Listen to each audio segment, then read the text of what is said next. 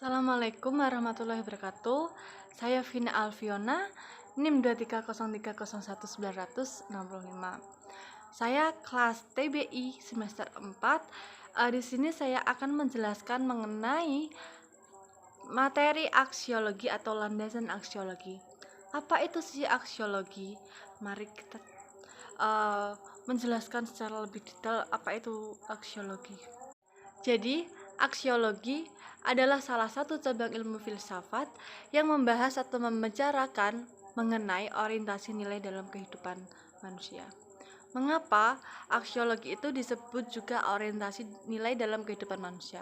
Karena aksiologi dapat menjadi sarana orientasi manusia dalam usaha menjawab suatu pertanyaan yang fundamental, serta aksiologi juga dapat atau mampu memberitahu kepada kita mana yang baik dan mana yang buruk. Lalu di aksiologi itu sendiri juga memiliki aspek-aspek aksiologi. Aspek-aspek aksiologi ya adalah aspek yang mengkaji dari filsafat ilmu mengenai beberapa hal, yaitu berkaitan dengan nilai dan moral dalam kehidupan manusia. Lalu, aksiologi juga mempunyai dua cabang aspek ilmu, yaitu yang pertama aspek etika dan aspek estetika. Yang pertama, aspek aksiologi yang ada di cabang itu aspek etika. Aspek etika ini adalah aspek yang membahas mengenai moralitas, nilai atau norma-norma yang menjadi pegangan manusia juga masyarakat yang mengatur tingkah laku manusia. Etika berusaha menyelesaikan pertanyaan tentang moralitas manusia dengan mendefinisikan konsep-konsep seperti yang mana itu baik dan mana yang itu jahat dan mana yang benar atau salah. Itu meliputi aspek etika. Lalu yang kedua aspek aksiologi yaitu aspek estetika. Aspek estetika adalah salah satu cabang ilmu filsafat yang membahas mengenai persoalan keindahan seni, rasa, selera, kreasi, serta apresiasi mengenai suatu keindahan.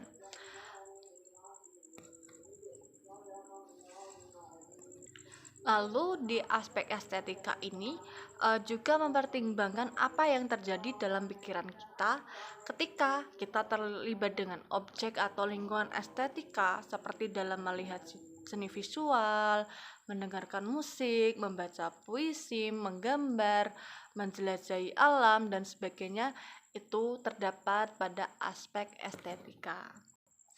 Lalu di aksiologi juga memiliki fungsi-fungsi aksiologi.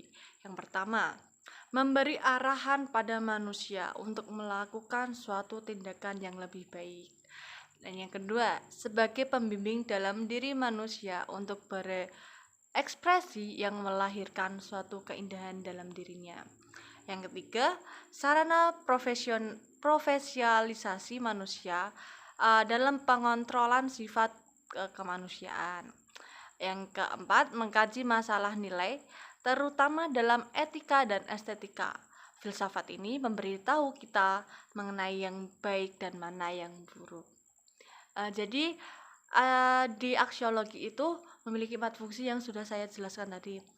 Tentu jelas tidak hanya 4 itu saja, melainkan masih banyak fungsi-fungsi aksiologi yang terdapat di lingkungan atau terdapat di dalam diri kita atau di dalam diri manusia.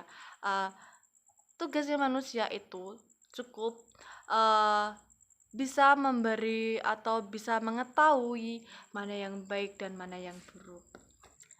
Jadi kesimpulan dari aksiologi itu sendiri, aksiologi adalah berhubungan dengan penggunaan ilmu tersebut dalam rangka memenuhi kebutuhan manusia. Jadi di aksiologi atau landasan aksiologi ini pada intinya ketika kita mendapat ilmu atau kita mendapat pengetahuan yang baru, bagaimana kita melakukannya itu dengan baik dan benar, tidak menyimpang dan tidak menyalahi aturan atau tidak mensalahgunakan ilmu tersebut. Sekian dari saya. Jika ada salah kata atau tutur kata yang saya kurang berkenan, mohon dimaafkan. Cukup sekian materi yang bisa saya sampaikan mengenai landasan aksiologi ini. Wassalamualaikum warahmatullahi wabarakatuh.